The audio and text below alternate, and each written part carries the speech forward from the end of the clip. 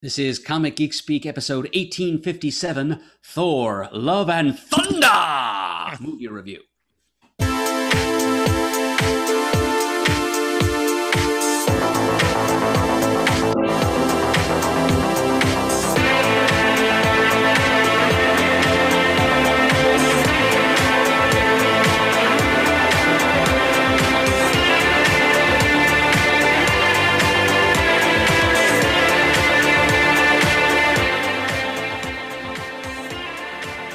Welcome to the show. I'm Adam Murdo. I'm Ian Levinstein. I'm Shane Kelly. I'm Chris Eberly.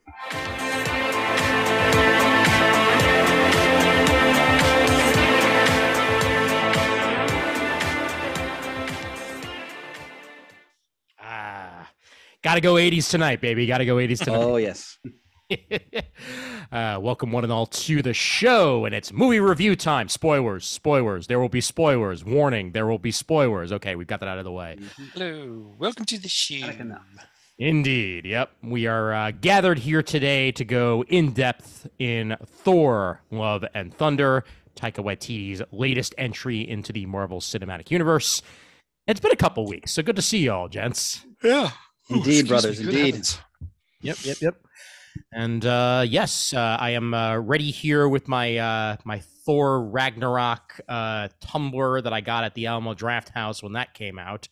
They didn't have one this year for Love and Thunder, or else I would have probably picked that one up too. But well, I'll see what I can do. Either way, happy to talk some comics and comic movies with you gents tonight. Yeah. And sponsored, of course, by you listeners. Right there. Let me point the right way. Right there at patreon.com/comicgeekspeak.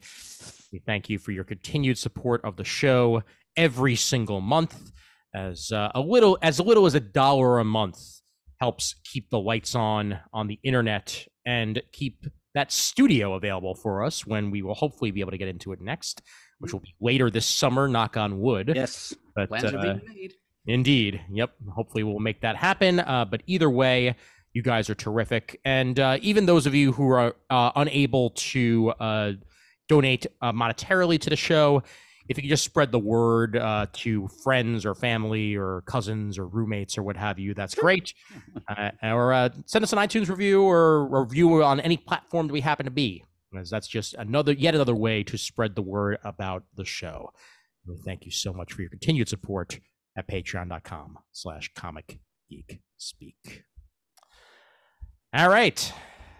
What is summer without a second Marvel movie? Because now there's at least two of them in a year, and there usually are two, one at the beginning of the summer and then one as we're approaching the midpoint of the summer. And then we'll get one for the fall later on. But that's what Thor, Love and Thunder was for us this time around. And I had a wonderful time. I will get into my thoughts on the movie probably about second or third as usual, but I'll kick it off to Shane first for initial impressions here on Thor, Love and Thunder. Well, it was serviceable. Okay. It was entertaining to a certain extent, but I didn't think it was anything special. I was a little disappointed. To a certain extent, as much as I love Chris Hemsworth doing comedy, I'm kind of tired of him being made the fool in the Marvel universe and just kind of a goofus. I don't know. It was okay. So when someone as positive as Shane uses terms like serviceable, you know this movie is in big trouble. I mean, and don't get me wrong, I will watch it again when it hits Disney Plus. I know I will watch it a couple more times easily. Yeah. However, however, it was okay. Somewhere a goat is screaming at that review. Oh my God, I could have lopped both of their heads off. I was getting such a headache from that screaming in the theater. I was about to do a jig through the chair. No. Oh my God. They were hilarious, but once and done. You don't need to keep screaming. All right. Anyway, let's move it over to Murd. What do you think? If I had to sum it up in two words, those two words would be sublimely ridiculous. Yes. It's Wow, two different speechless. parts. Yeah, I know. Two different parts of my brain are pulling at each other. The the Apollonian and the Dionysian modes of enjoyment are at pitched battle with each other in my psyche here, folks. If you ask me if I enjoyed the movie, did you enjoy the movie or didn't you, Murd? The answer would be yes. Mm-hmm. Because I have to acknowledge, however grudgingly, that this was a well-made movie and it succeeded in being what it was trying to be, which was basically a superhero star-spanning farce. Right. In essence, I liked it better than I did Thor Ragnarok. Now, whether it's simply because I had time to mentally prepare myself and lower my expectations, or because this one didn't feel quite as gratingly and throughgoingly ad-libbed by the cast, and because it didn't try to smash a premise that was worthy of the original couple of Thor movies by Kenneth Branagh, which I liked more than most people in the American viewing public seem to. I'm with you on that, Murd. Yeah. It just felt like in that movie they kind of took some bits of that, and it was kind of like a cancer or an alien parasite that has to assume certain genetic traits of its host, the better to ravage its body and consume it from within. That's what Thor Ragnarok felt like to me. It took bits of like classic Thor, the better to destroy classic Thor and remake it in a different comedic image. Mm-hmm. This one was just pretty much straight up, cosmic comedy, and it was a pretty good example of it, I have to admit. At least it had a message, it had a theme to convey, and it had a definite arc for the main character. However little I agree with that arc and that aim for the main character, but it's still... there were bits that I found, grudgingly funny, and others that just kind of left me cold because it just reminded me too much of, other directions the character could have taken, other directions the character has taken on the big screen. Yeah, and we'll get into that more later on. Yeah, I thought the fact looked great. There was a decent story behind it. There were some interesting little Marvel moments, a couple of Easter eggs tossed in there. I liked the Jane Foster stuff. It was a good send-off for the character, although, being tossed into Valhalla as she was in the end, there's every possibility we haven't seen the end of her. Yeah. So yeah, I'm definitely of two minds, about this. I thought it was well done for what it was. It's just I wish it weren't what it was. Fair enough. That's a very good way to put it, Murd. I was entertained. It did what I thought it would do. I just wish it wasn't what it did. Always. When we do get to it, I definitely have thoughts on Jane's final fate and perhaps where we might be going with the next Thor movie. But Chris, let's hand it over to you. What'd you think? Uh-oh. So this is the first MCU film Mm-hmm. where I found myself dozing off at various points. Oh no! My goodness. Oh wow. That's even worse than liking it, Chris. Yeah. Being bored by it. That's and I didn't. Well, let's put it this way: there were parts of this movie I enjoyed. The sum I found extremely disappointing. Marvel needs to stop being afraid of Thor, and first of all, get a new director, please. He's done. Please get us a different director with a different vision, and I saw people online have similar comments. The way I feel is that, and I love comedy, as we all know, and Marvel should always have comedy. A sense of humor is part and parcel of Marvel Comics and the Marvel Universe. And Chris Hemsworth has great comedic chops. He showed that in Ghostbusters and other and different Marvel films as well. But it's too much at this point. You're taking a character who, granted, if it goes too far in the other way, can be pompous and overbearing, sure. But this is so cartoonish now and so goofball that I was really bored at points. It just and making Asgard now like a tourist attraction. I find it all just dumb. Like Asgard, the whole concept, all of that in the right hands, I'm sorry, for me now, these are not the right hands, could make that really spectacular and awe-inspiring and still be human and fun. And I just feel like they're so either turned off or so intimidated by like the foundations of the Marvel Thor that they decided to just basically go so far in a different direction that it's just, to me, it's just become not just unrecognizable, but also just not very interesting. Two other comments I'll make. One, I don't know what he has against the Warriors 3, but again, the dismissing them in that opening recap. Piss on their graves yet again. I mean, again, it's not the most important thing in life, but just in terms of the history, the characters, where everything's gone, I just don't understand it, number one. And number two, the part of this movie I really enjoy, to echo Murd's comment, all the stuff with Jane and Thor, just the two of them, I really enjoy that. And two, the end of the movie, when we saw Eternity, which was really cool. Mm-hmm. And I'll put aside how the director wasted one of the greatest actors in film, meaning Christian Bale. But when Thor tells Gore, like, you know, I'm not going to spend my time fighting. I'm going to go spend these last moments with the person I love. Yeah. And I watched the scene and like, oh, there's Thor. The gravitas, the way he kind of lowered his voice a little bit, and you felt the nobility and the power. And Hemsworth is an excellent actor, and he can convey all that. And I want more of that. I still want some of the humor. And the first Thor movie, which I think is infinitely superior to these, had that, but it also balanced it. Also, Kenneth Branagh is just a much more talented director. Also balanced it with the, you know, the grandeur of Asgard. That's just, I'm just, as a fan, that's the kind of Thor I grew up with. That's what I read. That's what I want in a film. That's not what this is. And let me say something else. Like the director, like Jojo Rabbit, tremendous film. I like his sensibilities. It's just like it's like no one was saying, okay, maybe he'll rein back a little bit on this. Like it looks like he's just kind of was doing whatever the hell he wanted. Like the goats is a perfect example. Like we needed that like 5 times. Yeah, we didn't. It was just, and the last thing I'll say, when they go to Zeus and all the gods, that's where I started to fall asleep. And it's not like I expected Russell Crowe to be like Laurence Olivier in Clash of the Titans or anything like that, but I don't know what the hell they were going for in those scenes, but it was so just like off the wall bad.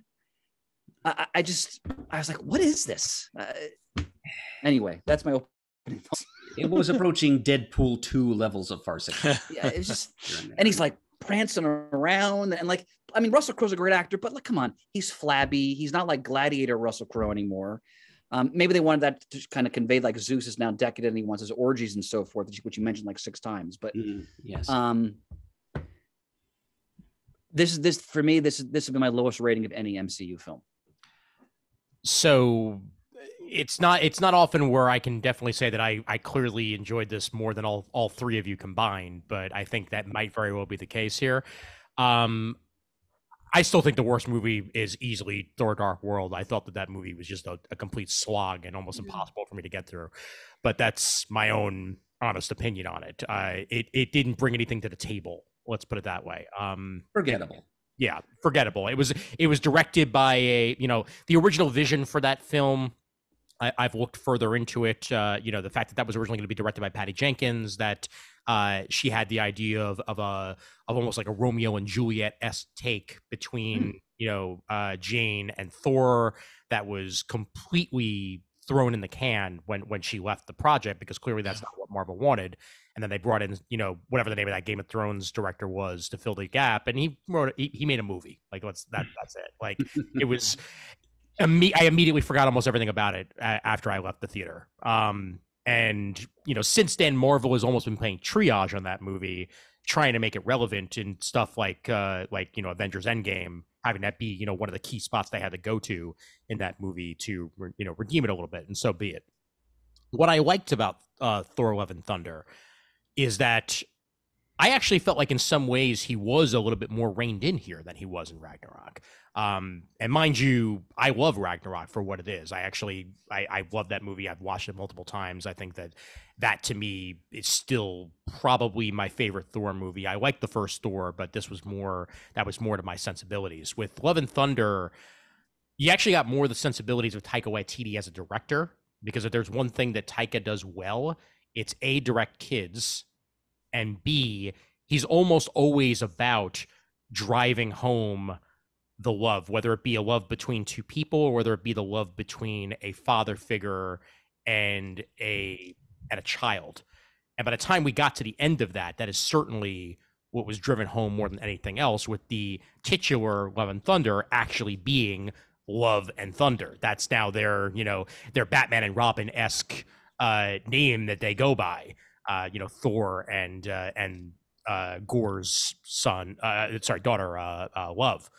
But also the love was there between Jane and Thor, that I believed it more this time than I've ever believed it before in any of the Thor movies, that there's a relationship there, that there was an actual reason for the two of these people to be together. Because I sure as hell didn't get that in Thor or Thor 2, because there really wasn't that much. Like, there was the two of them eating at a table, and clearly they're making eyes at each other. Like, that's the reason they're like, he has abs, so clearly that's the reason why they're going to fall for each other. We are the two main characters, therefore we are now in love. Exactly. Yeah. Exactly. So I'll grant you that the chemistry was not great. Yeah, in this, the chemistry is way better. I think the one fault of this movie is that Natalie Portman is not necessarily made for this style of humor. And I think it showed in a lot of her line delivery, because there's a lot, significantly less so in this than I feel like there was in Ragnarok, but there is still improvisation going on here in one form or another. And I don't think that's necessarily Natalie Portman's strong suit. She was clearly reading the lines as is, and I'm sure Hemsworth was putting a little bit of his own, gravitas and flavor in there for his own parts, because that's the way he is, and that's the way him and Taika work. So be it. The Olympus scenes, or at least the scenes with Zeus, they were a little bit over the top, but at the same time, I think what this entire movie was trying to drive home is that gods themselves are over the top, and that they have at some point lost touch with humanity, and in doing so, even the small shred of humanity that they may necessarily have had, putting the Rainbow Bridge and what have you, putting the Asgardians on Earth has given them back that humanity. And it's not even necessarily that they, are a tourist attraction, is that they're with the people. And I think that has been found a lot more with the Asgardians than with other gods, and they put that on display in this movie pretty well. It's not my favorite. It's not as good as Ragnarok, but there was tons to enjoy here in multiple different ways. And I actually really liked Christian Bale's Gore, that especially with that cold open at the beginning, like the way that they actually drove home how Gore himself became Gore, and that it was, due to the failing of a god that he himself got this mad on for must kill all gods. That he lost his daughter, that he lost his life, basically because a god was just there to look on and eat grapes. Like, that's how what else are you going to do after that, other than basically want to seek revenge on those who wronged you? So I totally grabbed that for what it was. But I had a good time in the theater. I'll have to see it a second time and see where I get to after that, but I had a very good time. I did think Gore at times was very creepy, especially, and I didn't like this part just because I don't like when kids are threatened. When he was really kind of threatening the kids after he had them trapped in that cage-like thing, he was really creepy at times, and I thought that played very well for being scary to them. But I don't know what effect it was supposed to have on them, other than they're trying to get Thor there, but he already knew that was going to happen. So some of that part was a little bit extraneously unnecessary, but it still was creepy to see. Yeah, they were a tool, certainly, to get the the Bifrost his way and be able to unlock the door to eternity. And by the way, eternity, holy hell, was that on point? Like, and that's one thing that I'm glad that the MCU is able to do, is not shy away from designs that already worked. And that was certainly on display here. Well, that's one thing they do great across the board. You mean visually on point, right, Ian? Yes, visually on point. Absolutely. Yeah. Because we all know the character is not some wish-granting space genie doing wet yoga at the center of it. Yeah. He's the personification of not only the spatial dimension of existence, but also all life existing within it. Yes. And as such deserved a bigger part in the movie than the oracular function he was doing here. Yeah, no, and visually that'll like go with you. Yeah, Ian said though, visually and this is what I really enjoyed was they did not shy away from the Ditko design, and it looked fabulous. And something Marvel's done very well from the beginning is they don't shy away from designs of things. There's not many costumes or characters that I can think of that I was really turned off by their design. Oh, even here, no, I mean some of the costumes, specifically the costume for Thor, that was straight out of Jurgen's run. The outfit that he wore for the bulk of this was almost exactly what he had when, at least for the most part, when he was king of Asgard during Jurgen's run. It was a very similar style of costume there. Also a little bit evocative of his 90s outfit, but in a way nicer way. I really love the costumes in the film. Yeah. I one of the things I'll say about Waititi that I really enjoy about the way the two movies he's done is that he's embraced the Kirby in the visuals of these films. Yes. Like Thor's outfit in this movie had it just evoked Jack Kirby to me. The design on it. So I really enjoyed that. I think, Ian, I'm gonna, as always, because you're always so eloquent, I'm going to grant you pretty much all your points, and I can totally see what they were going for. I just think for me, it's just not what I want in a Thor film. And that's fine. And the last movie, which I did enjoy overall, because it was doing something different, and I appreciated what they were doing with it. But again, I think Hemsworth has great comedic chops. But this film, I just felt just went so overboard with all of that I was just bored. And to concur with what some of you said earlier, the scenes with Jane, and I agree with you, the chemistry was much stronger in this film, and I really enjoyed that. And like when it's just them, and she's talking about how she has cancer, and he's so, floored by it, and it's very human. Yeah. And the flashbacks of them like dating, I thought it was all wonderful, and I wanted a lot more of that versus the Russell Crowe flab and the screaming goats and all that. Flick. Yeah. You flick too hard. Yeah. By the way, the other thing that really took me out of the film,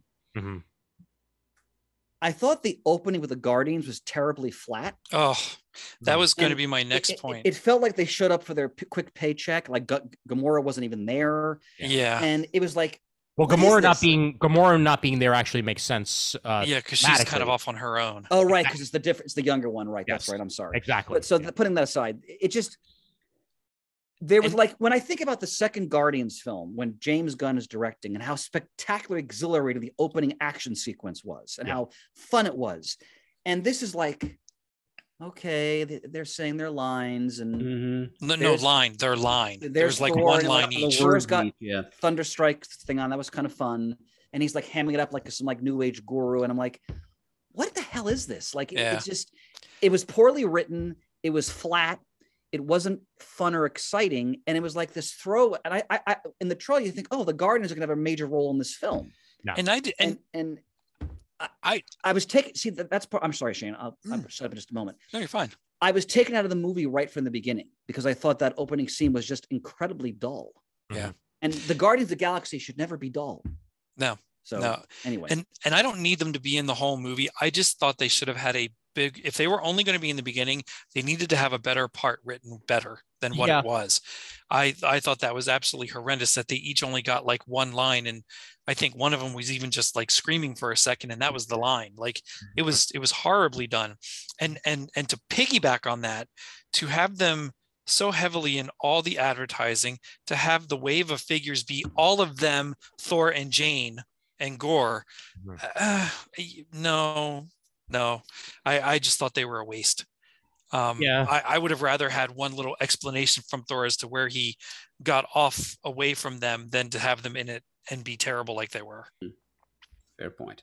I was fully expecting them to only really be in a scene or two in this movie. Yeah, I was too. Even in the trailer, that seemed to be what they were setting up, is that, you have to go off on your own, and find your own love. Like, okay, so clearly that's where the break is going to happen, and then we're going to get to the rest of the movie. And the Guardians have to go off and have their own adventures. So that can have Guardians of the Galaxy Volume 3 and eventually get Adam Warlock. But yeah, I will 100% agree that the weakest part of the movie was the Guardians bits. I don't know if there's stuff on the cutting room floor, perhaps, that may have, added to that scenes a bit more. But yeah, it didn't really have to be there. As a moviegoer, if one of the weakest parts of the film is the opening action sequence, just again, my own sensibility, I'm already now behind the eight ball. Like, all right, what is this? Yeah. It just, and then like, I get it's his sensibility. So the incredibly boring blue aliens, and then you have like the glass, which he breaks by accident. Palace, and then I was like, yeah. Oh. And is this the right word? Once he broke the palace, he was very facetious about it.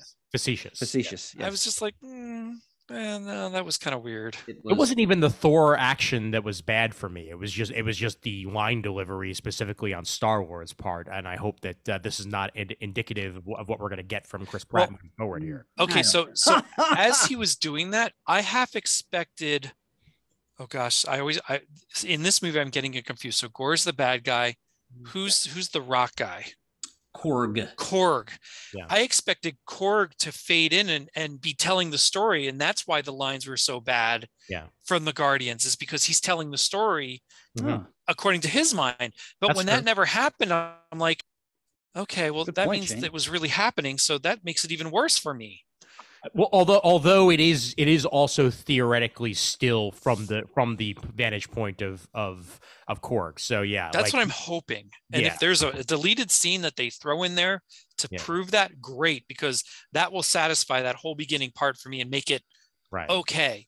Because it was bad, because it was written that way, but it was supposed to be written that way because it was from Korg.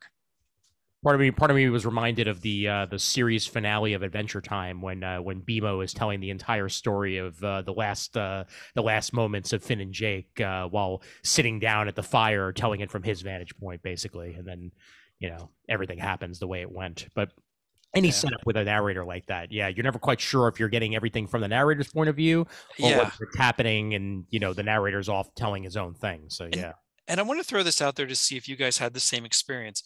Again, don't get me wrong. I was entertained, and I did not leave there sad and depressed about it. I did laugh. I thought it was fun. It's just not what I was expecting or wanted another Thor movie like this. But it was, again, for all the Marvel movies out there, it's kind of middle of the road for me. It's certainly not the worst one I've seen, and I wouldn't even rank it the lowest of the low. There's other ones that would go below it. Yeah. But I took this also, and not that I have read a lot of Thor, and I don't need everything to be comic book driven or get back to the way it was in the books. However, I did notice in the theater, as much as I was like chuckling along and smiling and enjoying it, the rest of the audience, which I could largely surmise were not comic book readers at all, had a ball watching it and loved it. Yeah. So from that perspective, I think the movie did exactly what it was supposed to do and just engage anybody who's just going to see these movies because they enjoy the movies and could care less about the comics. They're doing great by them, because there were a lot of people laughing, a lot of mothers laughing, a lot of kids laughing. That's great. It absolutely spectacular. And again, I laughed and enjoyed it. It just fell middle road for me.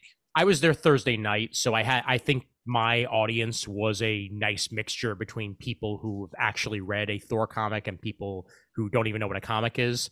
So I think there were my audience was a little bit of A, a little bit of B, and there were good reactions. That they were laughing at the right parts, they were cheering at the right parts, and there was even some clapping at the end. But I guarantee you, I'd say as usual, which is the case when they introduce a character at the end in that mid-credits scene, even though it was Hercules, 3/4 of the crowd had no idea what the hell was going on at that point. But that's the case with all of these stingers, is that they are for the comic book fan more than they are for the actual viewer of the movie. And still, half the audience left after that first one. Every time. I sit there and I think, oh my God. Yeah. Now, if it's somebody that I might have like taught line with, which wasn't the case here, I might, or somebody that had kids with them that I was right next to, I might nudge them and say, hey, you might want to stay. There's another one coming at the end yet. But there was nobody like that here. But I just couldn't believe it. That even Ben and his friend were sitting there and they're looking around going, what is wrong with these people? Don't they know? Like, it's been long enough. Yeah. As a huge Ted Lasso fan, by the way, seeing Brett Goldstein come in as Hercules, I look forward to seeing whatever the hell his Hercules is going to do, because that has me hyped. Well, that's where Hemsworth's comedic chops would really be well served, because Absolutely. Yeah. I mean, Thor and Hercules, their long-standing rivalry, the Donnybrooks are always immensely fun. Yep.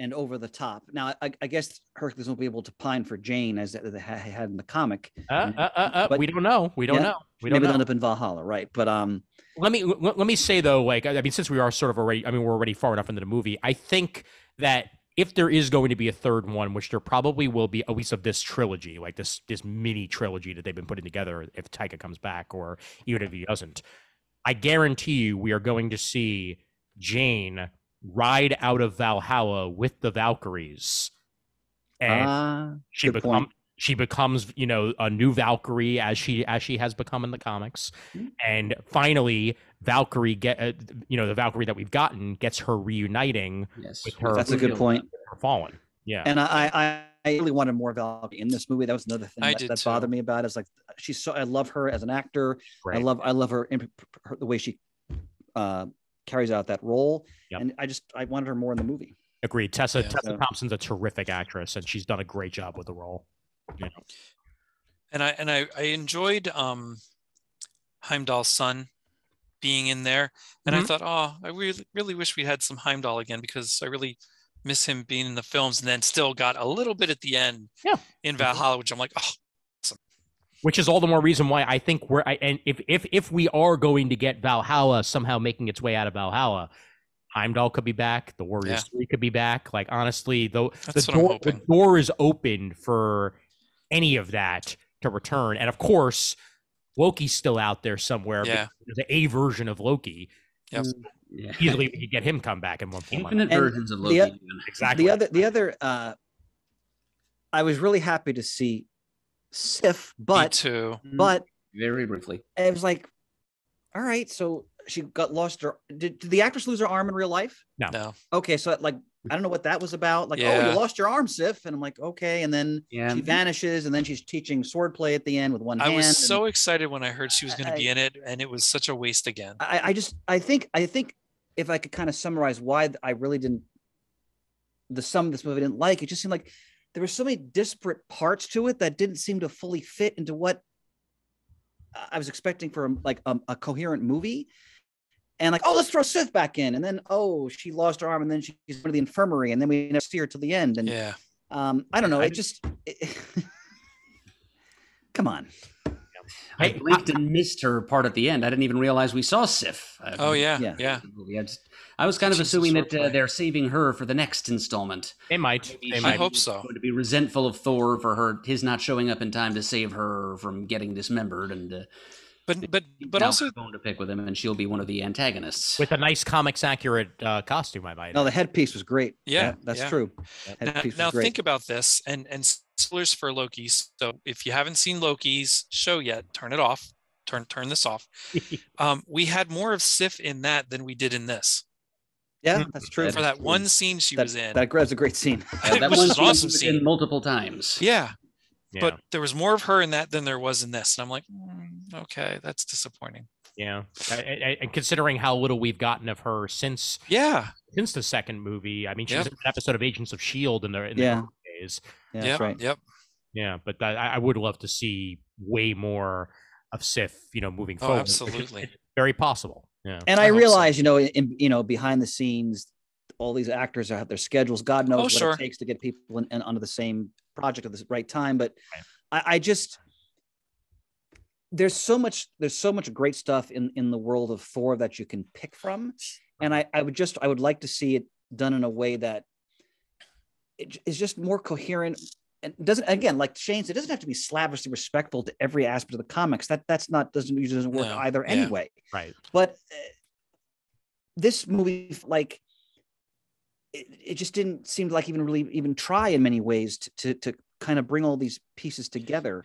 And it really turned me off in so many ways. Here's my thing that I'll say, and it may be something that the rest of you will disagree with. If I want to see Shakespeare, I'm going to see Shakespeare in a park in a couple of days. I totally disagree, because I don't need Thor to be talking like the Silver Age. No, I know. I just want a competently written script. Oh no, and that's where, again, you and I disagree. I feel like it was a competently written script, but I think that they've been looking for a balance, and I will certainly agree we haven't quite gotten there yet on the balance between comics accuracy and the humor that clearly Hemsworth wants in these movies. But I feel like we did definitely get closer with this one than we did with Ragnarok. I would respectfully disagree in that I think the first film overall had an excellent balance. And that's why you had Lucy in it. And like, again, when you're dealing with characters like Thor, you have to have the humans who are like, what is this? And the way they react to it, like calling it Mew Mew and stuff like that. And all like, that's why you have characters like that there. When you make Thor to the point where he's like a goofball like everybody else, he's not Thor anymore. He's something else. So that's my take. Yeah. I will also say, speaking of Mew Mew, I was glad to see Kat Dennings even for a short while. Oh yeah, of course. Yeah, I did like that they squeezed everybody in there at least for a split second. Even Stellan Skarsgård was on the video call. Yep. And honestly, not looking very healthy. No. Yeah. No. Very good point. Yeah. Unfortunately. Well, and this is going to be very specific to me, and I know people have their issues and people go through this stuff all the time. We've all been very specific all episodes, so please, by all means, Shane. Part of my disenchantment with this one also is just the idea of the cancer storyline. And it's part of the comic, and I'm glad that they did it because it is part of the comic and it does make sense. Just me personally, with my dad, my father-in-law, what my mom went through, I'm just like, I really don't want to watch this in a movie. So some of that is very personal to me, and why I wasn't as thrilled with the movie as what I probably could have been if it was 5 years ago when this came out. I wouldn't have even, well, I can't say that either, because I still would have been a little bit bothered by it, but that part bothered me. But it's no fault of the movie, it's no fault of the storyline or the writing or anything like that, or the acting. That's all perfect. It's just in my own head, I was like, of course. And Shane, conversely, I think for me, that was one of my favorite parts of the movie. I loved it. It was some of the best in the movie. Yeah, because, well, like you said, it's like Jason Aaron's run. I'm glad to see he was creative consultant. I hope he got a nice fat check for it. But his run on Thor is a classic as far as absolutely, definitely, from start to finish. And with Russell Dodderman, wonderful art, like this is a wonderful run of Thor, and that storyline. And I thought they took the key elements of that, and that's the part of the movie where I was actually engaged and really into the film. But when they talk, when he's like, Jane, you can't be Thor anymore, because if you do, you're going to die. Like all of that, I thought was really well done. Definitely. And it was perfectly, not really, it was very, very well done. It just made me personally sadder. That's all. But it was great. Yeah, I also think that actually not seeing the initial transformation scene was a good choice in this movie. The fact that we already saw her, as Thor, rather than see her, first when she approaches Mjolnir and then gets it. Like the little bit that we did get, which is, while they were still together, and basically, seeing that Thor himself essentially changed the enchantment of the hammer, at least ever so slightly, to protect Jane. Right. And it did. And it's the magic of love. Did. Yeah. Exactly. Yeah. So that was great. I love that part. Yeah, I like that too. What I didn't like was Thor talking to his hammers, though. Yeah. And I was like, come on. Like, I actually, But really, Stormbreaker hovering into the shot just like a jealous girlfriend after oh my God. man has been having a conversation with an ex at a party. It's so true. It's and it's all funny, and I loved it, but I also don't like it in the same way that I don't like that in Stargirl the cosmic rod is sentient in that way too. I'm like, well, it's like Doctor Strange's cape. It's let's also remember, and I don't say this often as a positive, but let's remember who the parent company of Marvel is. Yeah. And if there's one thing that Disney does is inanimate objects with personalities. Now, oddly enough, I have absolutely no problem with Doctor Strange's cape doing that, but I got a little bit of a problem with the hammers and the cosmic rod in Stargirl. I'm like, that's a weird little quirk in my head. Yeah, probably. I love the cape, but probably because you have more connection to it, honestly. I guess. I don't know. Possible. Yeah. Oh, something to point out going into the trivia of this movie. Almost all of Chris Hemsworth's family appeared in one form or another in this movie. Nice. His sons Sasha and Tristan played young Thor in that montage of him. Oh, nice. Becoming older. His daughter is the one who played Love. So India Rose Hemsworth is Love in the movie. That's awesome. Luke Hemsworth, of course, being one of the Thor players. Which I like that now two different brothers have played him, right? Because he wasn't Thor in the last movie when they did that. No, I think it was Liam. It was Liam. Liam Hemsworth, yeah. Yep. And his wife actually played one of the former lovers of Thor in that montage. I think she was the pirate woman. If nice. Correctly. That's awesome. Yeah.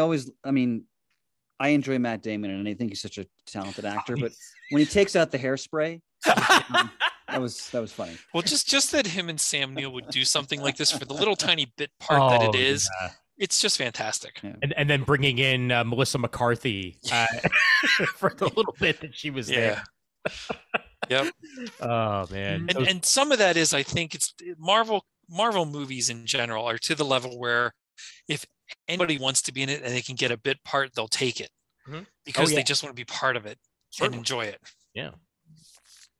What do we think of the soundtrack of this? Obviously, Guns N' Roses heavy. It was good. Was basically their greatest hits. Plus Ronnie James Dio, plus ABBA at one point. Yeah, I loved it. I mean, I love Guns N' Roses, and the Dio song was, of course, totally appropriate.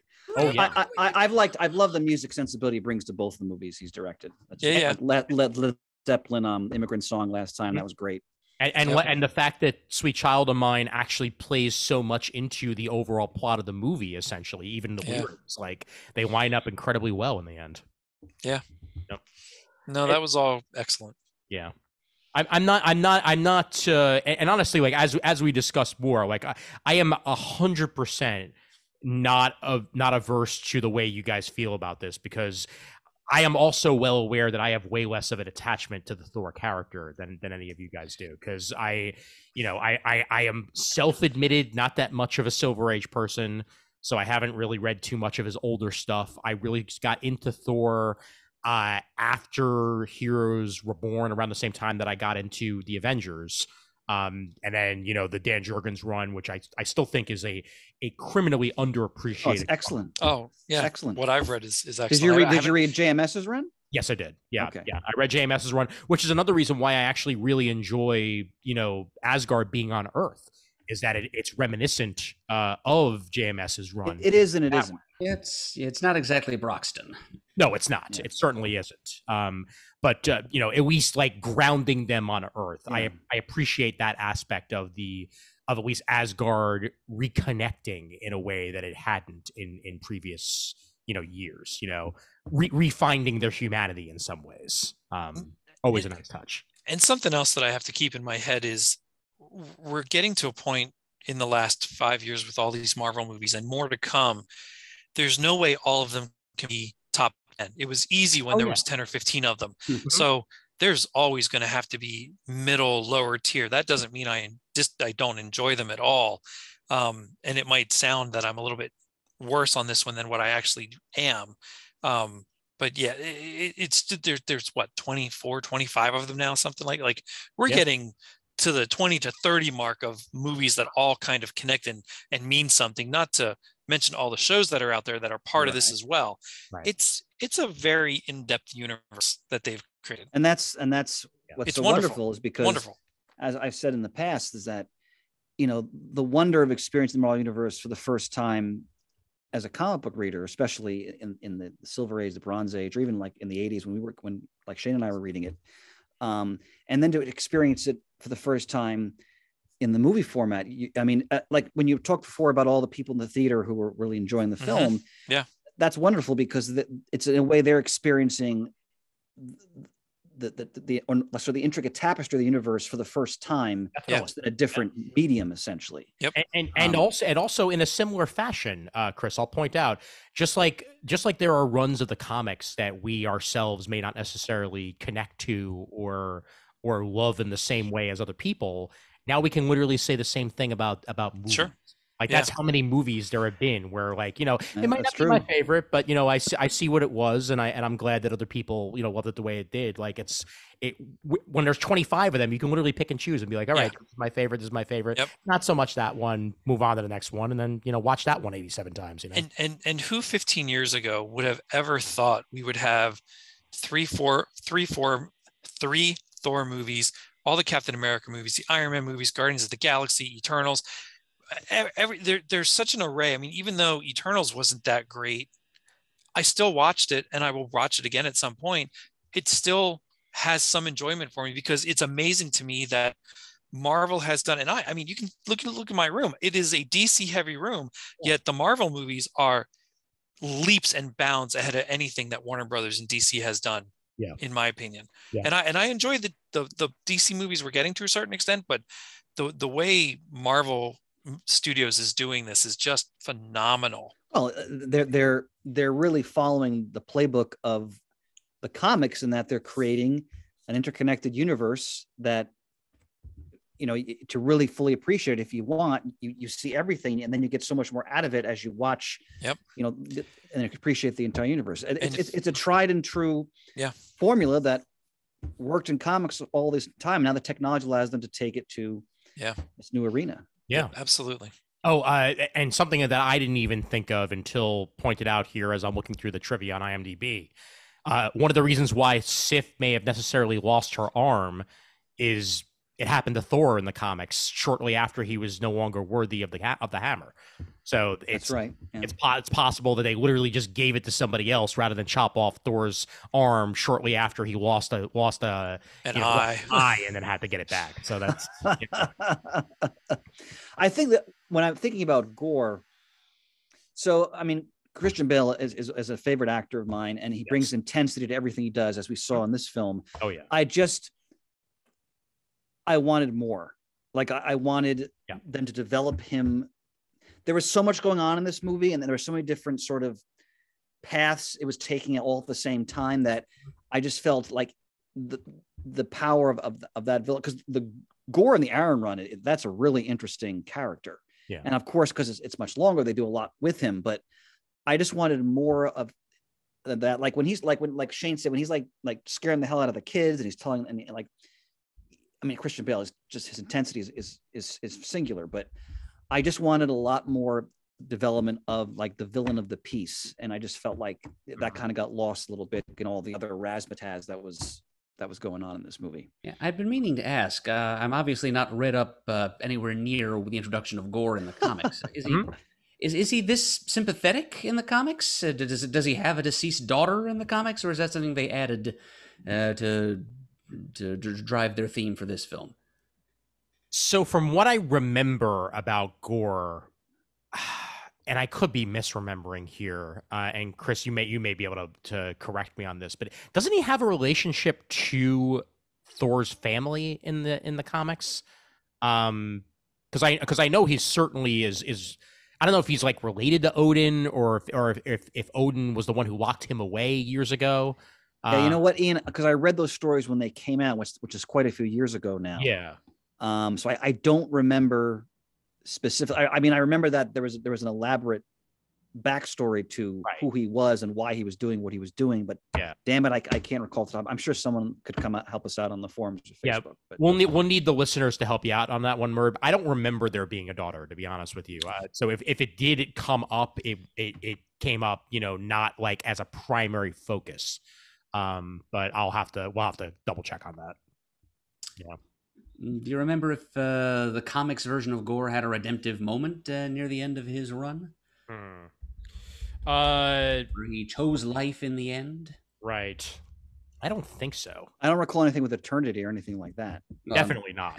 I'm sure not with eternity. No. No, but even if that wasn't the case, something that I like the Marvel movies to do, and again, it's comic book stories, so anybody could come back at any time if they see fit and they deem it necessary for whatever plot they're doing. I do enjoy, kind of similar to what they're doing with a lot of the Batman villains in these movies too. Kind of once they're dead, they're dead. And I don't mind that he had a redemptive moment at the end. Yeah. I just feel bad that all the horror that has to happen for him to get to that point. But I feel that way about Darth Vader. Like Darth Vader. I mean, Darth Vader. Kylo Ren. I mean, same thing. All how many this people horror. did he kill? Yeah. And they're still redemptive at the end. Yeah. I looked up his backstory. Thank you, Wikipedia. Just as reminding myself here. Gore grew up on a nameless barren planet where earthquakes, lack of water, and wild animals are common. No gods helped his people, but they still trusted blindly in their faith. When his mother, mate, and children died, he thought gods could not exist, and because of that, he was outcast by his tribe. When they learned that they did exist but didn't help, he vowed to kill them all. Then he acquired the all-black, the Necrosword from Krull, after witnessing Krull in combat with a golden god, and then started on his crusade to basically kill all the gods. I don't see anything here about redemption on his set. However,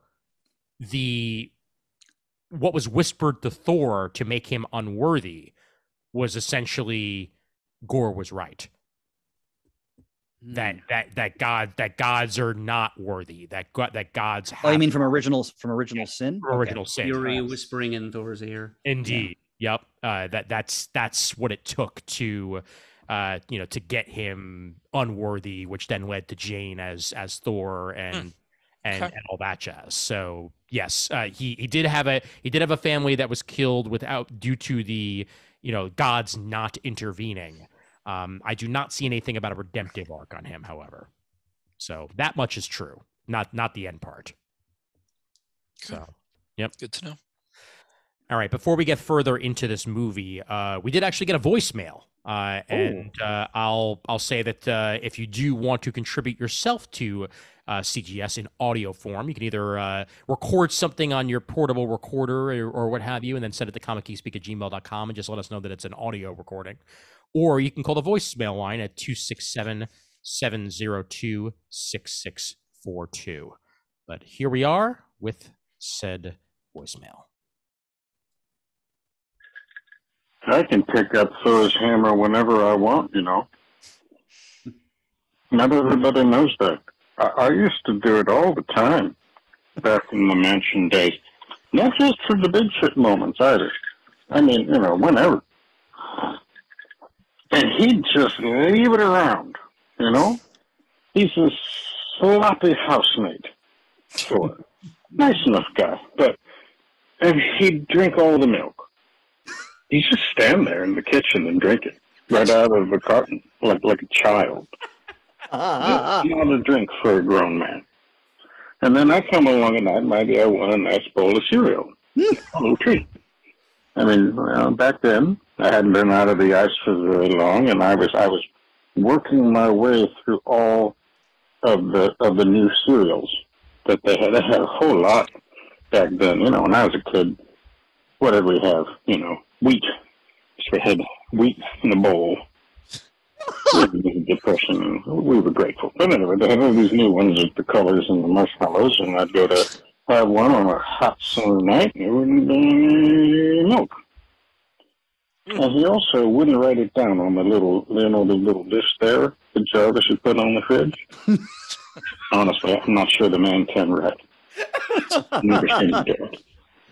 Well, no shame in that. You know, he's from the year, I don't know what, but anyway, he drank all the milk and he wouldn't write it on the little list. And then he'd fib about it.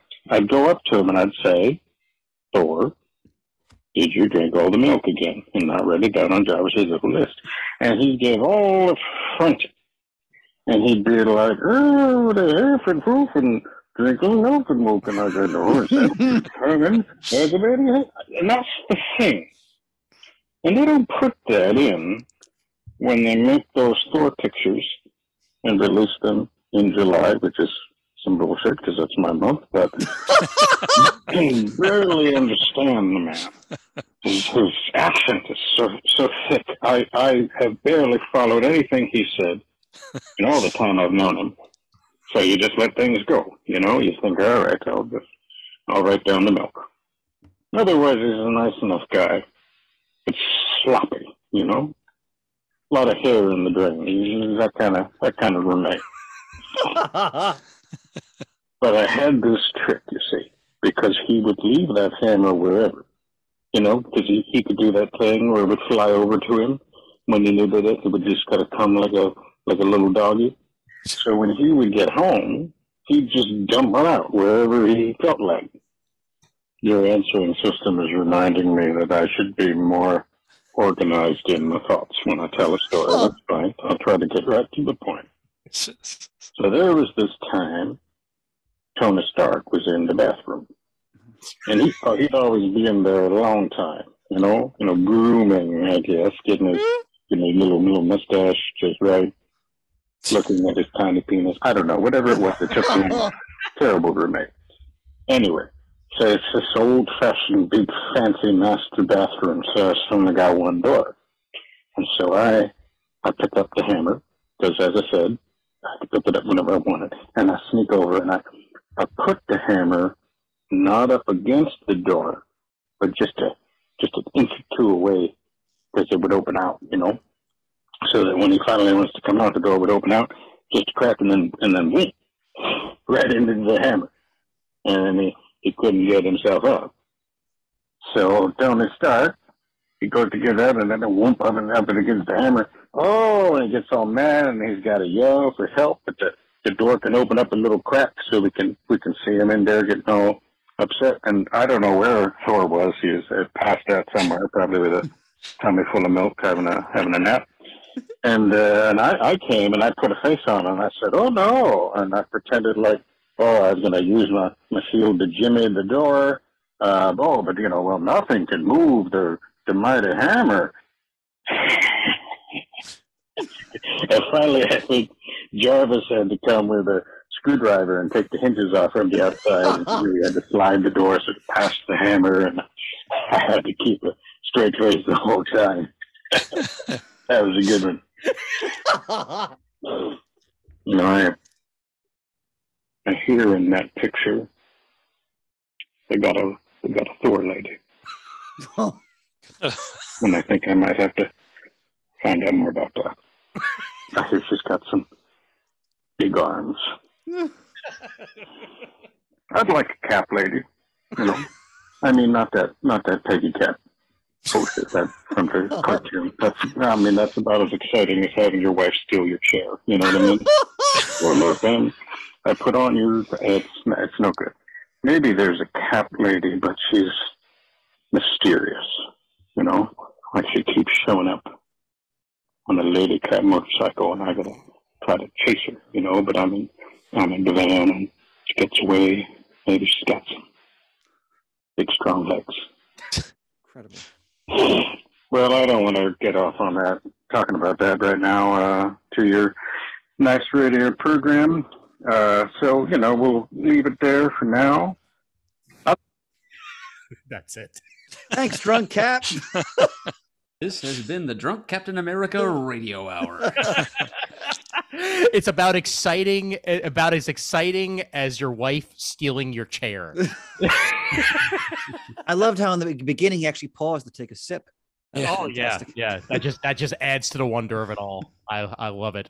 Drunk Cap, we love you. I do miss when he would call for Jeremy, though. I know. Jeremy. Jeremy. You and your radio program there, Jeremy. You're a good boy, Jeremy. Stay off the dope. Jesus. There we go. Episode made. That's it. Period. Oh man. Now another thing that this movie establishes, well, two things. One, I mean, we've touched on it a little bit, that the hammers are basically sentient beings, that they're not just, not just things you wave in the air or you hold your hand out to and eventually it comes to you. They have at least a little bit of a personality to them, which has happened in the comics, at least to a point. Like, we know that Mjolnir is not just, your typical enchanted hammer. Like, there's something else going on there. The other thing, of course, being that every single time Jane uses it, which is another thing for the comics, is that she's slowly but surely draining her own strength and making herself weaker and more susceptible to the cancer. So it's like, do I help out with my waning breaths, or do I hope that there's, some sort of future? And obviously she had to make the heroic sacrifice in this movie, and I think that was incredibly well done. And that was one of the best parts of the film for me. Absolutely. Yeah. Yep. Now, this may be semantics, but is it the length of time she's Thor, or is it every time she just turns into Thor? Like, the more time she transforms is when it hurts her, or the longer she's as Thor? See, that's a good question. I think in the comics it was every time she transformed into if I remember Thor. correctly. I think in this movie it might be how long she is, because we see her, in the bathroom, for example, like suddenly her powers, zap, and she's back to being this, weak, cancer-ridden body, and then she has to transform back. So I'm not quite sure if it's necessarily the transformation itself, but being Thor itself in the movie as a staff. And actually, and you might be able to answer because you're more attuned to these type of things. When she's Thor, I mean, she's really built. Like, she's obviously, and then when she's back to Jane, she's looking very ill. Yeah. How much of that was acting versus special effects? That's a good question. I think most of it was acting, plus perspective. Similar. Yeah, to, I think so too. Yeah, similar to like when they did, scrawny Captain America in the first Captain America movie. Good point. A lot of that was forced perspective to make you believe that the Chris Evans was scrawnier and shorter than he was later on in the movie, when he's coming out there like Mr. Strong Guy. So yes, because I thought I saw or heard that she had gotten pretty well in shape for the movie to be Thor, bulkier. Those are not prosthetic arms. No, she's bulked up. Yes, yep, definitely. As well, she should have, because if there's one thing we're past as a society, it's built-in muscles in a suit to make you look like strong. Yeah. No. Oh boy. Yep. Any other thoughts or observations? I have a question for our merry band. Did we miss Loki in this movie? I don't think so. No. I was thinking you said he was in the background. No, somewhere. Did we miss him not being in the fit? Like, because he wasn't in the movie. I don't think we really missed him, because frankly, it would have been one too many. Basically, everything that Valkyrie was given probably would have been given to Loki. I think that that would have taken away from the movie that way. And I want to see where our current version of Loki goes in his story before he comes back into Thor. Yes. I want him to come back. I want Thor to be, oh my God, Loki. But I did find the tattoo funny, by the way. Oh, it was hilarious. Yeah. I really want to see where Loki goes in his story first. Yeah. R.I.P. brother. Like, that's like Thug Life Thor, basically. Well, and talk about all those flashbacks with Jane too and everything. That is some of what I loved most about it, because you got to see more of that relationship build. Right. And just in that short time, that short span of flashbacks really told you a lot about their relationship.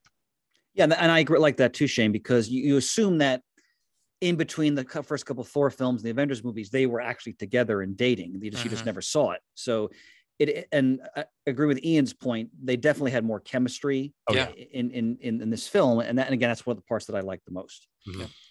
The other thing to point out, even if their screaming was annoying, and even though I cracked up every single time, because, goats be goats. What can I say? The visual of the goats driving the ship. Oh, spectacular. perfect. That's it comes right out of the old Norse myths, you know. Yep. Yeah. Thor actually did have a couple of flying goats called Tooth Gnasher and Tooth Grinder, and it's just a bit of lucky synchronicity that the image of a couple of giant space goats hauling a Viking longbow across a rainbow through space is just tailor-made to appeal to millennials and Zoomers these days. Yeah. And it's also mythologically appropriate. But I was a little disappointed that they were found by Thor on the planet of the generic blue people, and that they weren't, actual Asgardian animals. Good point. I will accept only responsibly and authentically sourced Asgardian. I am a total goat snob that way. I understand. Also, that the ship was the basically like the gift shop at in Asgard was a pretty great touch. The cocktail bar in the background apparently was named after the same cocktail bar that Tom Cruise opens in the movie Cocktail. Cocktails and Dreams. Cocktails and Dreams. Yep. That's funny. Yep. Yeah, good stuff. In that aspect, and I just had another thing I was gonna bring up, and it just completely left my head. So hopefully it will come back to me. The image straight from the comics of that downed god, like that white, like almost like snowy god. Right. Yeah. That was compelling. Yep, that was perfect. Like that I think actually was probably one of my favorite visuals of the entire movie. Just they got that I think it was an Isad Ribic page, if I remember correctly, from comics. Well, and I only hope that they got the appropriate credit for that too, because like you said, that was right out of the comic. Mm-hmm. Yeah, the special thanks were very special thanky. Like everybody who needed to be thanked was pretty much thanked this time around. I did see Dan Jurgen's name in there. Yep. I think even JMS was listed. I think he was. Olivier Coipel. Mm-hmm. Yep. Roy Thomas even. Yes. Good point. Yep. So good stuff there. Just overall, where do we want Thor to go next? That's the question. Well, and I don't know all of Thor comics history as well as at least some of you guys. What's left for big storylines that would feature in a film? I mean, when you all kept saying Ragnarok, I kept wanting to say, I prefer not to call it Ragnarok, but Thor on Planet Hulk in my own mind. I completely agree. I kind of wish that they had just done that and just instead of treating the grand Norse apocalypse myth as like a comedic punchline. That's like a way to wrap up the baggage of previous films and clean the slate. It's I wanted more out of Ragnarok than that. Not to take anything away from Clancy Brown as an actor, but to a generation and a half of filmgoers, he's the guy who did the voice of Mr. Krabs on SpongeBob. So casting him as Surtur kind of guarantees that further guarantees that the Ragnarok and Surtur's role in it is not going to be taken appropriately seriously. But at least, think less of me if you will. But for that story, I kind of think we actually need more of a Zack Snyder approach. At least Clancy Brown was Lex Luthor and in Buckaroo Banzai, so that's something. And Highlander, of course. And Highlander. Yeah. He was I think if I remember correctly, he was a very important voice on Jackie Chan Adventures back in the day. So, he might have been. Yep. He might have been. Yep. And he was Mr. Freeze too in the Batman. After Christian Bale. Mm-hmm. Yep, I believe you're right. Yeah, but okay. Enough about Batman. Sorry. There's tons of ways we could go. I mean, there's always the Thor core. Like we have Beta Ray Bill that still hasn't been introduced, and clearly we can go that direction. One thing I would like. David wants to play that part actually. Who does? Keith David. Ooh. Okay. Oh wow. I'd love to see that. Yeah. One thing I would like, and they've done this to some degree, but I've always felt it's one of the strongest parts of the Thor mythos is Thor is sort of like a cosmic explorer, or like when he was with the Recorder. I just like to see more of sort of the space operatic stuff, and they've done some of that already. Maybe just a little more grandeur attached to it. I do want to see him more though with Sith, with Valkyrie, with the Asgardians doing things with those characters. More of the mythology. There's so much more they could bring in terms of different adversaries he could face. that I think would be really fun and compelling. Something you just mentioned that made me think of something we did not mention. Mhm. I do appreciate in the film where they're kind of in the town hall talking, and Valkyrie's trying to get some kind of order. She's been their king, and it seems like they've done well enough. But as soon as Thor opens his mouth, all of Asgardians stop and look to him Yeah. still. Mhm. And I appreciate what that could still mean for Thor in the Marvel universe. And you know what, Shane, that's a great point, because I remember in the first film when Odin says, you know, you're going to be a great king. And then he says, well, no one will be as good a king as you. And they kind of go into that a bit in the third film. But then, of course, Thanos and all that happens and everything. And then he becomes Lebowski, which was extremely funny in the Avengers films. But I would like to see Thor become like the monarch type figure again. Yeah. And again, Hemsworth has the gravitas, like in that final scene where he says, I'm going to go just be with Jane. And I was like, oh, it's Thor, like that. Like he can totally pull that off. So I would love to see them, great point, Shane. I'd love to see them explore that further. And as you also said, I'm sure eventually Loki will return, depending on what happens in his own show. Definitely. And that could open up a whole really interesting can of worms, because it's a different Loki from a different period of time. So but really even that Loki has now gone through seeing what happened to his previous Loki. So I think that Loki that we're watching now on the show will still be closer to the Loki that dies in the Endgame. That's a good point. Not Endgame, Infinity War. But yeah. I also thought it would be interesting if we have that Loki come around, whether it's the same female Loki from the show or a different one, have that be more of a nemesis in some capacity, because I love it in the one Thor run where Loki comes back as a female and is very mischievous and evil towards him. That's the JMS run. And we also remember the JMS run. Thor has always had the long-standing, you know, sort of forbidden attraction to the Enchantress. Yes. And the female Loki basically is the Enchantress. So they could do interesting things with that as well. And of course, we mentioned before, now that Hercules is on the table. Oh yeah. That has potential for great comedy. Yes. Great action, great adventuring with the two of them, which I think those would also be really fun stories too. If any of you guys have not watched Ted Lasso, I know it's an Apple Plus show, so it's a little. Yeah, I have not watched that. I have not seen it. I've heard it's great, but it is easily one of the most positive shows I have watched in recent memory, and Roy Kent as a character is the best. I'm sorry, Murd, what were you saying? I didn't mean to cut you off there. No, well, I was interjecting into the middle of your thought, actually, just saying it was such a positive show. I said a little too much so at times. It actually was a little treacly at certain times. Fair. I've seen the first 2 seasons also. Yeah. And I like Ted Lasso just fine. And I've got to say, that said, I don't really dig the casting of Brett Goldstein as Hercules. Okay. I know the character of Roy Kent, and based on that, and they're clearly piggybacking on that, you know, it's Brett Goldstein's other body of work is supposed to signify in his placement as Hercules here. Right. What they're going to be going for with that character, I think, is a jaw-clenchingly, throat-throbbingly serious and intense action hero version of Hercules, who's coming down to Earth. Papa Zeus is sending him down to get some face back for the Olympians. Yeah. He's going to try to be a superhero. He's going to try to show up Thor. He's going to try to be this really clean-cut, serious and efficient hero figure.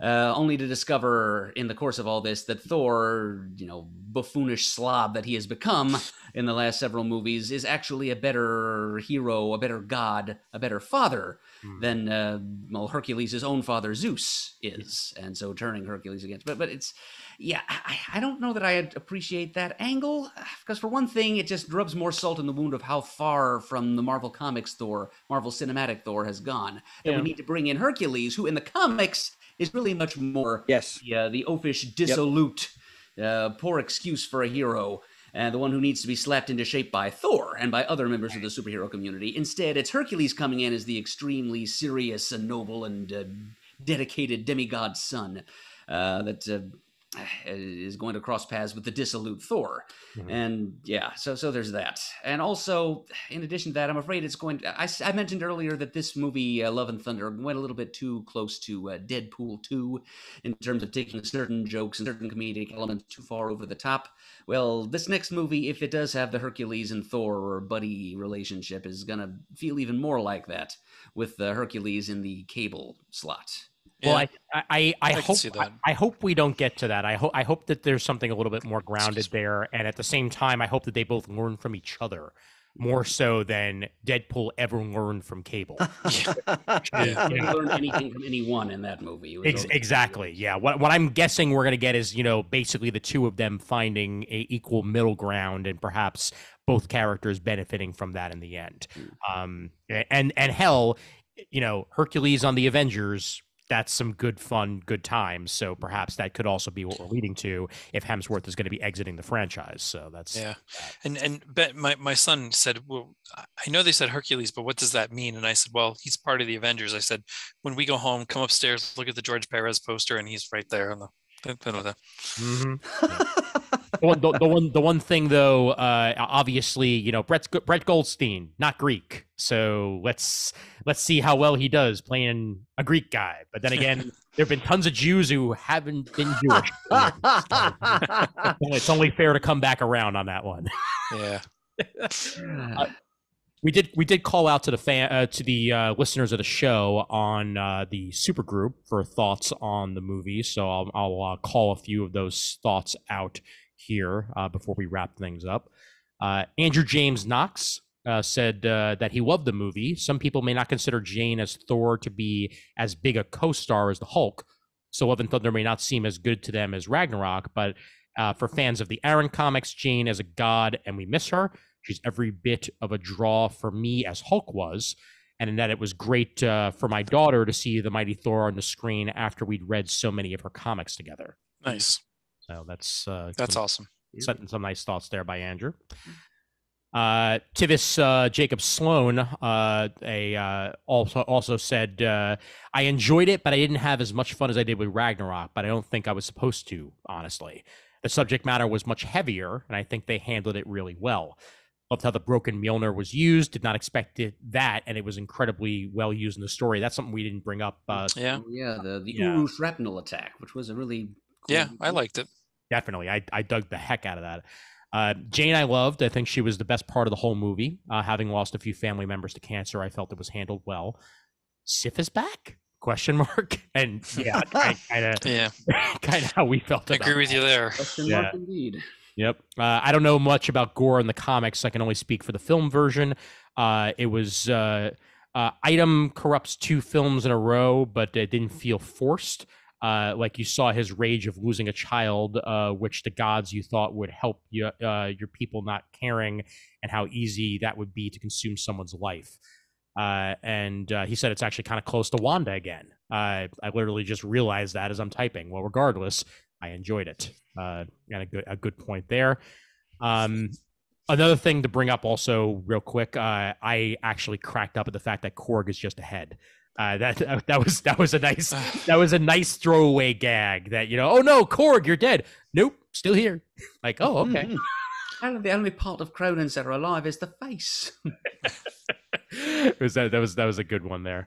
But I'm glad they got his body back by the end. Yes, definitely. Eric Bennett, as I posted yesterday on his own Facebook, my opinion of it is the same as every other instance of Thor in the MCU these days. It seems like the only way they feel they can make use of the character is to make him a joke and a fool. The story was epic and everything looked amazing, but once again, everyone needs to be a smartass and spout one-liners, and Thor is treated like a simpleton. I don't know why I bothered expecting or hoping for anything different. So that's...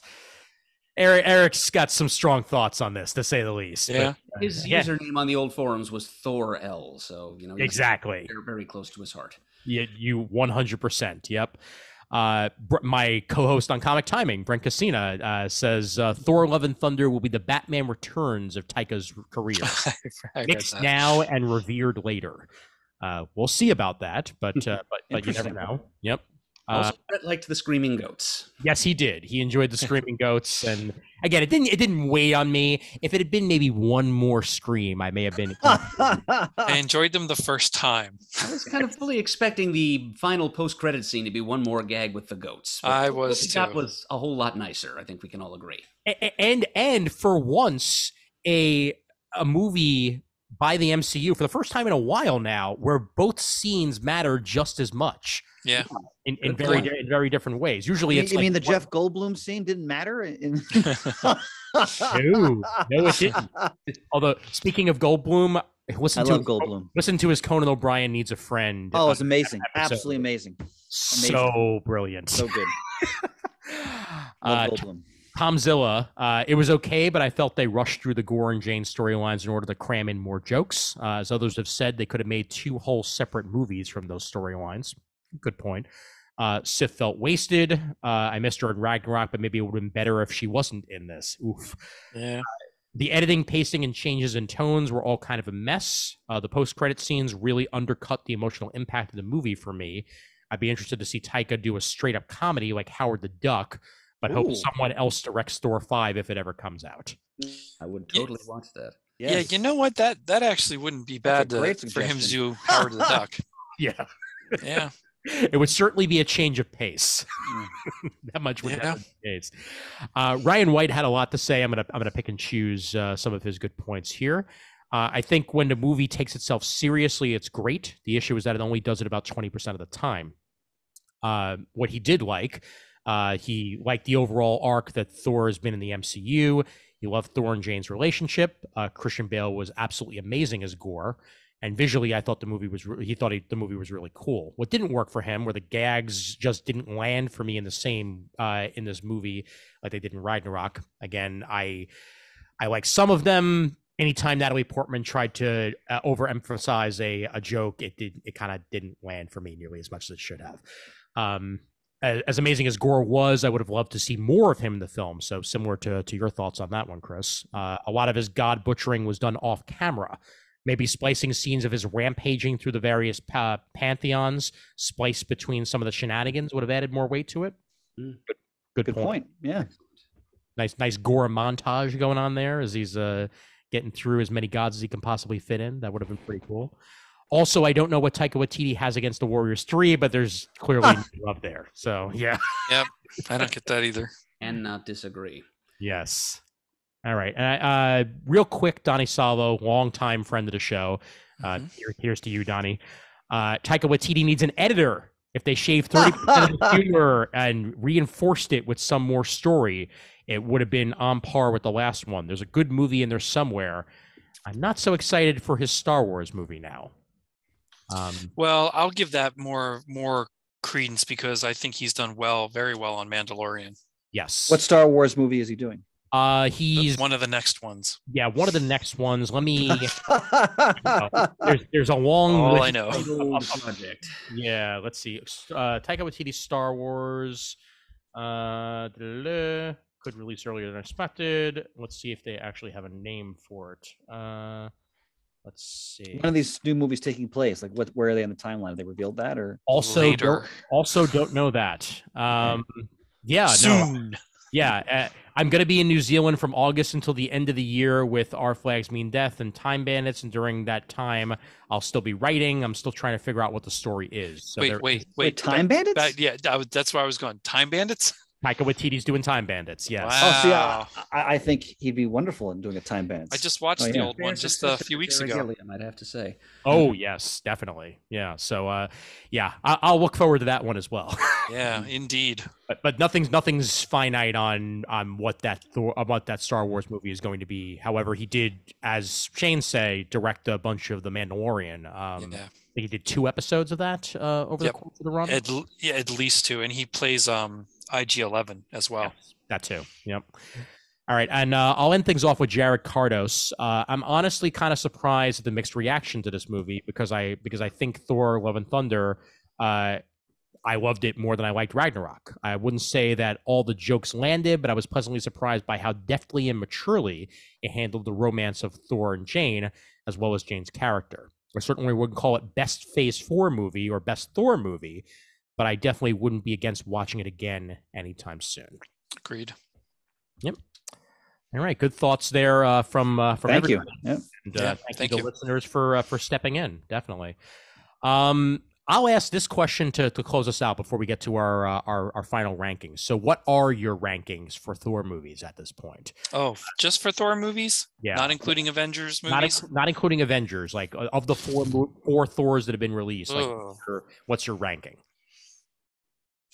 I assume for most of you, it would be Thor's number one. Actually, it's not for me. I don't like that one as much as the others. Okay. All right. I mean, I'll step in. I'll say Ragnarok first, Thor second, Thor: Love and Thunder third, and then Thor: Dark World eighth. 8 out of 4. Okay. Exactly. That's probably how I would go. Ragnarok, Thor, Love and Thunder. I would go Thor, Ragnarok, Dark World, Love and Thunder. Okay. This is tricky for me because I don't think any of the directors who have worked with the character and his world have really gotten everything right and in place yet. That's true. Yeah, I think Branagh and company, they did a great job establishing the realm of Asgard and all the supporting cast and the Shakespearean dynamic of relationships and power between them all. But I just don't like what the stories that they told once that was all set in place. And once Thor goes to Earth, and as Chris said earlier, Thor needs to interact with mortals at some point, just for the contrast of the divine to the human, and the sense of grandeur and what have you. But other than the attack of the destroyer at the end of that movie, amazing. Thor's time on Earth left me completely cold in that movie. Me and too. then Thor: The Dark World, as you said, Ian, it's pretty much forgettable for me too, despite the fact that they still had the characters and the relationships and the setting in place. And I thought it was pretty cool the way they gave Thor's mother a send off. She got to die fighting. She was not fridged, as is too often the case with female supporting characters who outlived their usefulness. Very true. So there's a couple redeeming points there, but also not that great. And then we get to these two movies, Ragnarok and Love and Thunder by Taika Waititi. And I kind of hate what he does with the characters and with the world, with Asgard, i.e. blow it up and relocate it to a tourist trap on the coast someplace. But I appreciate that he takes the story out into space. Chris was saying we need more of the space operatic stuff, more of the grand cosmic mythology. We get some of that in these movies. It's big, it's colorful, it's fun. It's just played a little bit too much for laughs. So the balance has yet to be struck between these four movies. And so I find it hard to balance out what I liked about each with what I find disappointing about each. Yeah. This much I will say, the first Thor I still feel the strongest affection for, and I would definitely rank it first for me. Okay. For the others, it's just... And Thor: The Dark World... I can't even. I can't. So first, second, fifth. Exactly. Yeah. It's more like first... first, fifth. How about that? And you know what? Another great moment for Thor as a character, for me, is when in the final Avengers cycle, how totally destroyed he is by the failure to stop Thanos. Yeah. And actually, I remember when in Infinity War, when he appears in the battlefield in that like burst of thunder. I remember the audience in the movie theater started screaming and cheering, and they just takes it right to Thanos. And that was just an awesome Thor moment. And then he's just totally laid low by their inability to stop him. Really good acting by Hemsworth. I think that added more complexity to the character in that moment. I agree. Actually. Yeah. Oh, absolutely. Back in the day when it was just the first Thor in Dark World. After seeing Dark World, I liked that better than the first Thor at that time. I have changed that opinion now, but also that very first Thor movie, up until the pandemic happened, that first Thor movie is the only Marvel Cinematic Universe movie I have never seen in the theater. I waited for that to come out on DVD. Oh, really? I didn't know that. Oh. I could have cared less to go see that when it came out. And I remember I was working at the phone company at that time, and I would take lunch and sit like in a park overlooking a little part of the Schuylkill River. And I watched it on an iPad that I downloaded it and would watch it like 2 or 3 days. It took me to finish that movie over lunchtime. I couldn't even care to sit down at one time and watch it. I was just watching it at lunch, an hour, 45 minutes at a shot. I think the first Thor one, the very first Thor one. Wow. Part of the problem I think with the Dark World is because I haven't watched it a long time myself.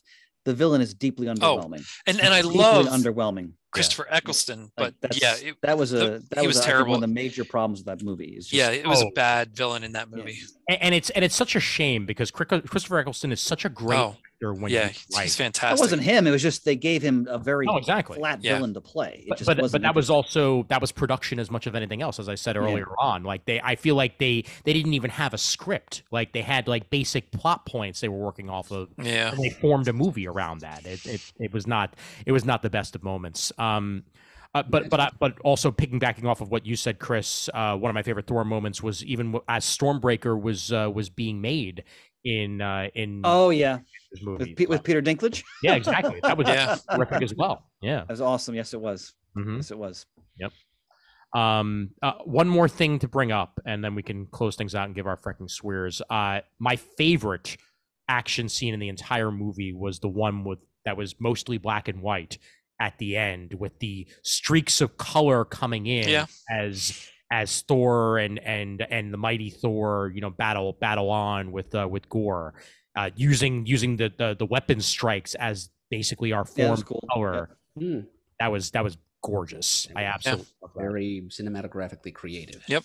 Mm-hmm. And it was interesting to see modern characters in a comic book movie be in black and white to begin with. It's just something I would have never thought would have happened.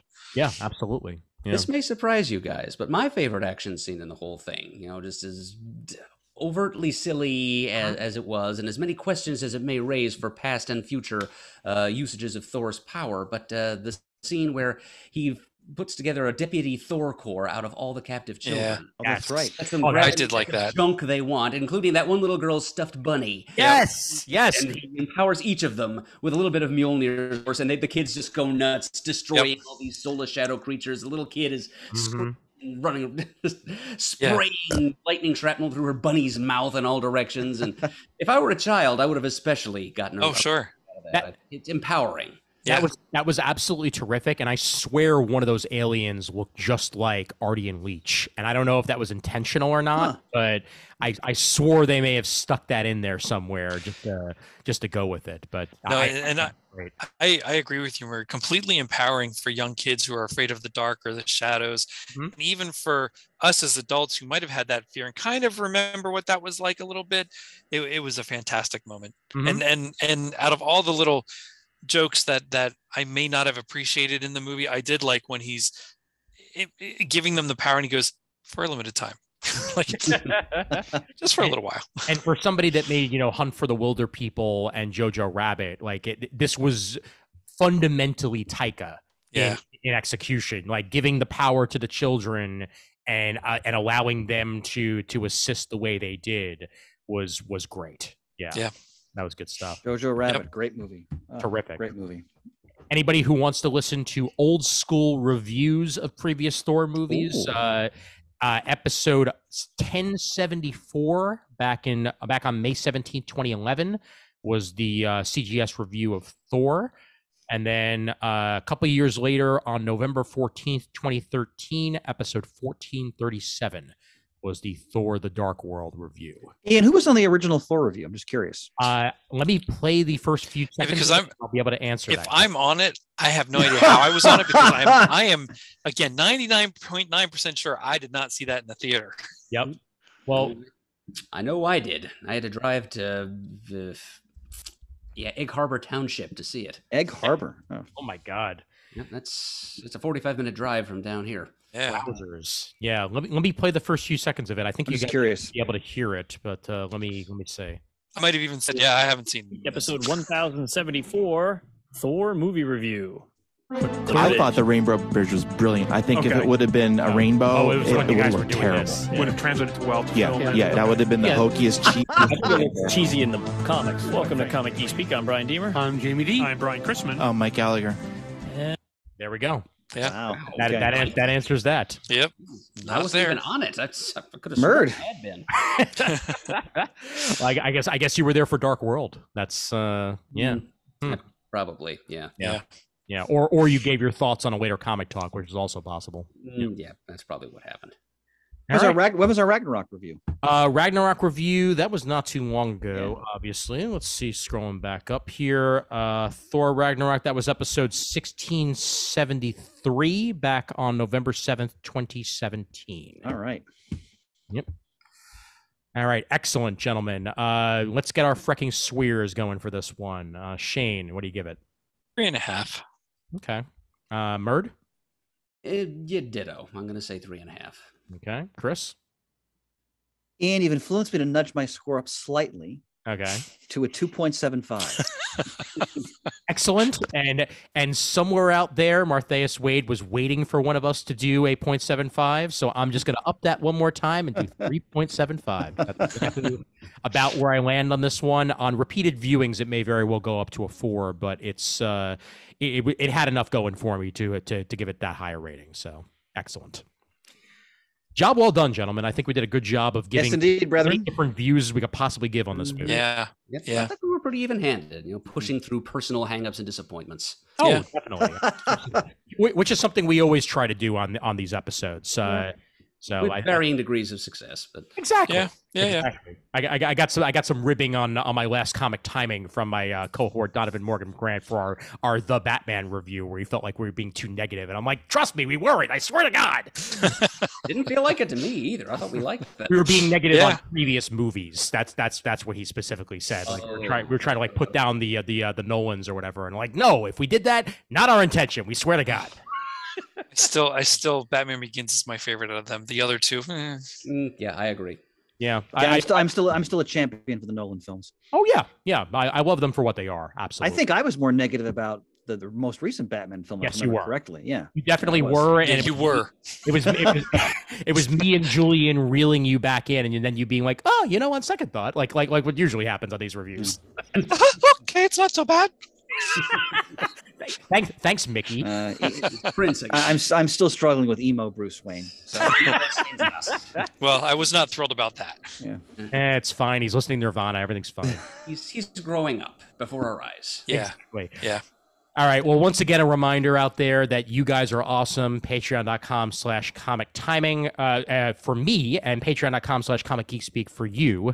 So thank you so much for your continued support of the show. And hopefully, if you guys want to support my editing, you can do so at that comic timing one that I accidentally said first. So thank you very much for that. And we'll be back. Just a couple programming notes upcoming. Previews will be next out for us. So stay tuned for that. We will be getting that out before the month is over and said with, but we're not entirely sure what our episodes after that are going to be, as I'm going to be on vacation for a week. As am I. Yep, as is Chris. As is Shane, as is Chris. So we'll figure out what's going to air after that. However, I will be airing on this very feed an episode that I just recorded with Chris Naudis for Comic Timing. Just last night, we were hanging out in person and we recorded all about Star Trek. Oh, cool! And the series that have been out recently. So Strange New Worlds. God, love Strange New Worlds. Oh my god! Lower Decks, and we also touch on the best Star Trek series out there, Orville: New Horizons, and we'll so good. I love Lower Decks too. Oh, it's terrific. Yeah. I love it. Yeah, and that's coming back. Boys. It's coming back. Thank God. Yep. Good. Mm-hmm. Strange New Worlds. My God. That finale. We'll talk about it on next comic talk. Wow. Yeah. Boy, oh boy. All right, Shane, over to you for the conclusion, if you are ready and you are able. I am ready and able. Just gotta chill. And go. Visit us at comicgeekspeak.com to send us an email. The address is comicgeekspeak@gmail.com. To leave a voicemail, especially your drunk cap, 267-702-6642. Stop by thecomicforums.vanillacommunity.com. Let us know your thoughts on Thor, Love, and Thunder. Follow us on YouTube, youtube.com/comicgeekspeak. Follow us on Twitter, like us on Facebook. Thanks to everyone who contributes to the episodes. I'm going to throw out there, send in some Muddle the Murds because I'm sure we're going to need them. Yes. And as always, we are uniting the world's mightiest heroes, one listener at a time.